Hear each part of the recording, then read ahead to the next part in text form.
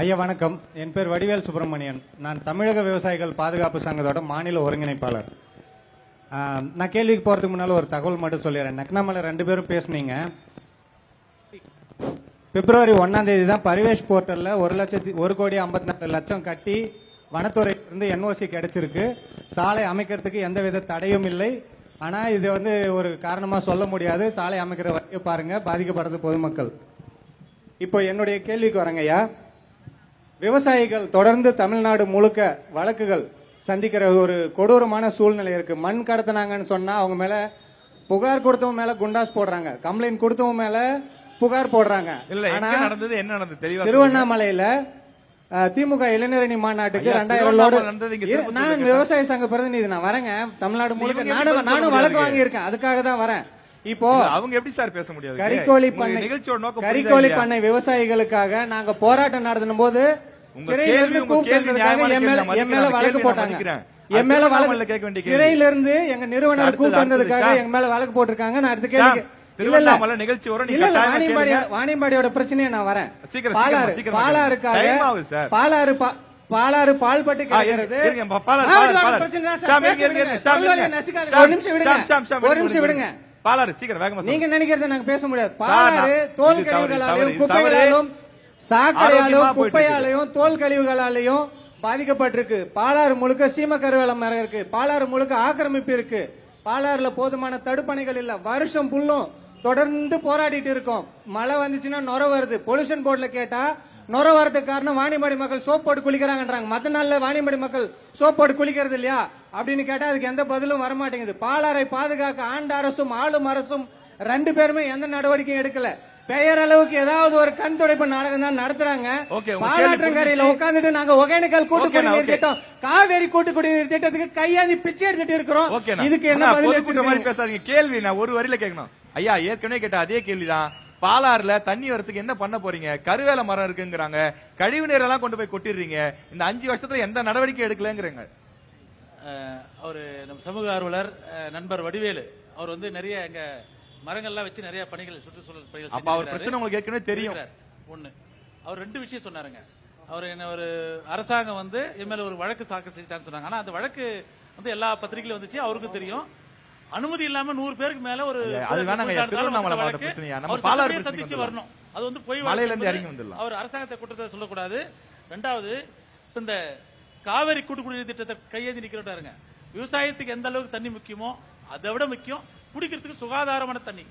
இந்த சுகாதாரமான தண்ணியை எல்லாரும் மக்கள் குடிக்கணுன்றதுக்காக தான் அதிக அளவில் இந்த அரக்கோணம் வரைக்கும் இப்ப அந்த திட்டத்தை கொண்டு போயிருக்கிறோம். அந்த வகையில குடிநீர் பாதிப்பு என்பது இல்லாம இருக்குது. பாலாரை பொறுத்த வரைக்கும் இந்த அவர் சொல்றது இந்த வாணிடெக் இடத்துக்கு அந்த பக்கம் இருக்கிறதுல கழிவு நீர் கலக்குது, இந்த பக்கம் இருக்கிற இடத்துல எல்லாம் எதுவும் இல்லை, அது அவருக்கே தெரியும். அதுக்கு அவங்க சொல்ற இன்னொரு முக்கியமான காரணம், மழை வர்ற போது அந்த கழிவு நீர் திறந்து விட்டுறாங்கன்றாங்க. மழை வர்றப்ப திறந்து விட்டுறாங்கனாக்க எல்லாமே மீட்டர் இருக்குது, எல்லாரும் பத்திரிகையாளர் இருக்கிறாங்க, எல்லாத்தையும் அது போட்டு செஞ்சு நடவடிக்கை எடுக்க முடியும். இது வரைக்கும் எந்த புகாரும் பதிவானதா தெரியல. அந்த வகையில பாலாறு பால்பட்டதா சொல்றதுக்கு ஐயா பாலாறுல புகாரே இல்லன்றீங்களா? இல்ல, பால்பட்டதா சொல்றதுக்கு ஆளுங்கட்சியோ அவங்கள காரணமானவர் அல்ல. இன்னும் ஒரு குற்றச்சாட்டு சொல்றாங்க, 2 கட்சிக்கு சேர்த்தே சொல்றாங்க. பாலாறுல ஏன் தெரியுமா நீங்க தடுப்பணை கட்டுறது இல்லையா? மணல் கொள்ளை அதிகமா நடக்குது. அந்த மணல் கொள்ளையை ஊக்குவிக்கிறதுக்காக தான் திமுக அதிமுக 2 பேருமே போட்டி போட்டு தடுப்பணை கட்ட மாட்டேங்கிறாங்கன்றாங்க. மணல் ஏற்கனவே டெண்டர் விட்டதெல்லாம் மணல் குவாரி எல்லாம் மூடப்பட்டிருக்குது. உங்களுக்கு நல்லா தெரியும், மாதனூர்ல மணல் குவாரி மூடப்பட்டு விட்டது. பாலாறுல மணல் கொள்ளையே நடக்கிறது இல்ல, உண்மையா? குவாரி மூடப்பட்டு விட்டதுன்னு சொல்றாங்க. மணல் குவாரி மூடப்பட்டதுனால சிலர் சட்டத்துக்கு விரோதமா எடுக்கிறத பத்தி அரசாங்கம் நடவடிக்கை எடுத்து இப்ப மிஷினர் போய் பாருங்க எத்தனை வண்டி சீஸ் பண்ணி. அந்த கருவேல மரங்கள் நீக்கிறதுக்கு நடவடிக்கை ஏதாவது எடுப்பீங்களா? அதாவது அது ஏரியில அதுலயும் மாற்று கருத்துக்கள் இருக்குது. சில இடத்துகள்ல ஃபர்ஸ்ட் உங்களுக்கு தெரியும், ஜட்ஜ்மெண்ட் அவருக்கே தெரியும், ஏரிகள்ல மரங்களை அகற்றாதீங்க, மண்ணு வாரி எல்லாம் அது தண்ணி வண்டல் மண்ணெல்லாம் வாரிறான்னு சொன்னாங்க. சில அரசாங்கம் சில விதிகளுக்கு உட்பட்டு சட்டத்துக்கு உட்பட்டது. நீங்க சொல்லுங்க சார், பாலாறு சுத்தப்படுத்துறதுக்கு என்ன திட்டம் வச்சிருக்கீங்க? ஏன்னா ஏற்கனவே செய்யலங்கிறது குற்றச்சாட்டு. சொல்றது டேனரிங் மூலமா தான் இதெல்லாம் கழிவுகள்லாம் வாட்டர் வேஸ்ட் எல்லாம் கலக்குது அப்படின்ற மாதிரி இதுனா, இதுக்காக தான் நாங்க பொல்யூஷன் போர்டு கொடுத்து அவங்களுக்கு அதே இடத்துல வாணிடெக் இருக்கிற பகுதியிலேயே ஒரு பொல்யூஷன் போர்டு தனியா இங்க நம்ம வாணியம்பாடிக்கு டிஸ்ட்ரிக்டே இங்க தான் இருக்கு கொடுத்துட்டு போனது. நாங்க தான் புதுதா ஒரு அலுவலகம் கட்டி அதுக்கான டி இருக்காரு. இந்த 5 ஆண்டு காலம் என்ன பண்ணி இதுக்கு முன்னாடியும் வந்திருந்தா நீங்க சொல்லுங்க. அதை கண்ட்ரோல் பண்றதா ஒரு பொல்யூஷன் போர்டு நாங்க கொடுத்திருக்கோம். இவங்க என்ன நடவடிக்கை எடுத்திருக்காங்க அப்படின்றது இது ஒண்ணு மட்டும் பிரச்சனை கிடையாது. விவசாயிகள் ஏன்னா கண்ணுக்கு தெரியறது மட்டும் பிரச்சனை கிடையாது. அவங்களோட சேர்த்து சொல்லுங்க. இதுக்கான பிரச்சனை சொல்லுங்க. எங்களுக்கு ஏதாவது சொல்யூஷன் ஐயா, நாங்க தான் பொல்யூஷன் போர்டு கொடுத்து அதுக்கான ஒரு டிஏ கொடுத்து அவங்களை கட்டுப்படுத்துறது தான் கொடுத்தோம். கொடுத்துறத கட்டிட்டு போனது அதே இடத்துல கட்டிட்டு மரங்கள் இன்னும் நிறைய இருக்கு. கழிவு நீர் எல்லாம் கொண்டு போய் பாலாத்துல கொட்டிடுறதா சொல்றாங்க விவசாயிகள் சொல்றாங்க. கழிவு நீர் தண்ணி கலக்கிறது ஒரு பக்கம், அதுதான் கண்ணுக்கு தெரிஞ்ச பிரச்சனையை மட்டும் அவங்க விவசாயிகள் சொல்றாங்க. அவங்களுக்காக சேர்த்தே நாங்க செஞ்சிட்டு இருக்கோன்றத ஒரு விஷயத்த நம்ம ஆளுங்கட்சிக்கு கூட தெரியாது. நான் அதை சொல்றேன். ஏன்னா வானிடெக்ல 30 ஆண்டு காலம் ஆரம்பிச்சு சாலிட் வேஸ்ட் 30,000 மெட்ரிக் டன் இருக்கு. இது எத்தனையோ வாட்டி பேசியிருக்கோம். நீங்க வாட்டர் வேஸ்ட் கடல்ல மட்டும் இது ஆத்துல மட்டும் கலக்கறதுனால மாசுபடுதுன்னு சொல்றீங்க. சாலிட் வேஸ்ட் அங்கேயே டம்ப் பண்ணி வச்சிருக்கு. 30 ஆண்டு காலம் அங்கதான் இருக்கு. ஒவ்வொரு தொகுதியிலும் இருக்கு. இங்க இருக்கு ஆம்பூர்ல 35,000 மெட்ரிக் டன் இருக்கு. இது அசம்பிளில 2 வாட்டி நான் பேசியிருக்கோம். காத்து மாசுபடும், நிலம் மாசுபடும், இது எல்லாமே எடுக்கவே இல்லை. விவசாயிகள் சேர்த்து அதுக்கும் தான் செய்யணும். இது கண்ணுக்கு தெரியிற விஷயத்த மட்டும் போராடுறாங்க. இதுக்கும் செய்யணும். அதை நாங்க எடுத்துட்டு இருக்கோம். தமிழ்நாட்டுல எந்த தொகுதியிலும் எடுக்கல. அத ஆளுங்கட்சியை சார்ந்தவங்க எடுக்கல. இன்னைக்கு வரைக்கும் பேசி இதுக்காக பெட்டிஷன் கட்டி 21 எம்எல்ஏஸ் வாணியம்பாடி கூட்டு வந்து வானிடெக்ல எல்லாம் ஆய்வு மேற்கொண்டு அவரும் கலந்துக்கிட்டார். அதை நாங்க செஞ்சு இன்னைக்கு ஒவ்வொரு இடத்துலயும் 5 லோட் டெய்லி வெளியே போயிட்டு இருக்கு. 3.5 மாசமா இதுக்கு ஆளுங்கட்சி செஞ்சிருந்தா அவங்க சைட்ல அதெல்லாம் பண்ணிருக்கலாம். விவசாயிகள் அதையும் சேர்த்து யோசிக்கணும்.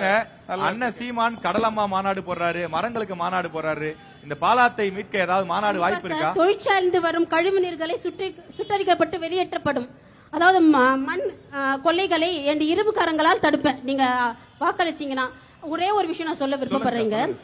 விண்ணமங்கலம் பகுதியில வந்து கல்குவாரி சொன்ன மாதிரி 6 கல்குவாரி நடக்குது. 7 கல்குவாரி புதிதா வர மாதிரி இருக்கு. அங்க வந்து அந்த கல்குவாரியிலிருந்து வர வாகனத்தால மக்கள் மரணம் அடைஞ்சிருக்காங்க சார். இது வந்து மறைக்கப்பட்டிருக்கு. சமீபத்துல பாப்பம்மான்ற ஒருத்தவங்க இறந்து போயிருக்காங்க. அது வந்து எஃப்ஐஆர்ல எப்படி ரெஜிஸ்டர் பண்ணிருக்காங்கன்னா அவங்க மனநலம் பாதிக்கப்பட்டிருக்காங்க.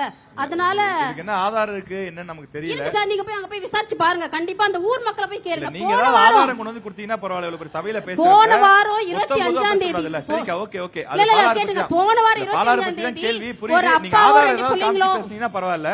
Okay okay